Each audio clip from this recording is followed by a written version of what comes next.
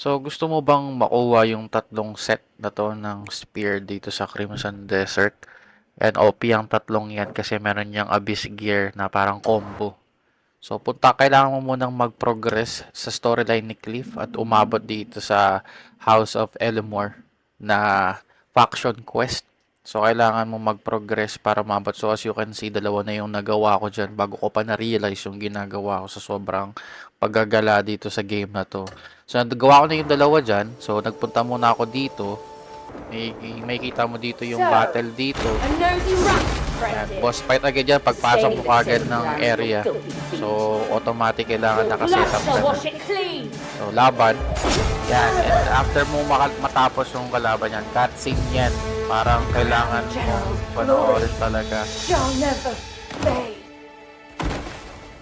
And then automatic yung mga hindi mo kinalaban na Alipores niya, mga kalaban mo. Yan, pagkatapos mo maubos yung mga Alipores yan, magka-cutscene ulit yan na na-clear mo na yung area. So, pagkatapos mo ma-clear yan, yan, pupunta ka lang dito sa may gilid ng area. Usually, ito yung parang barracks area nila eh.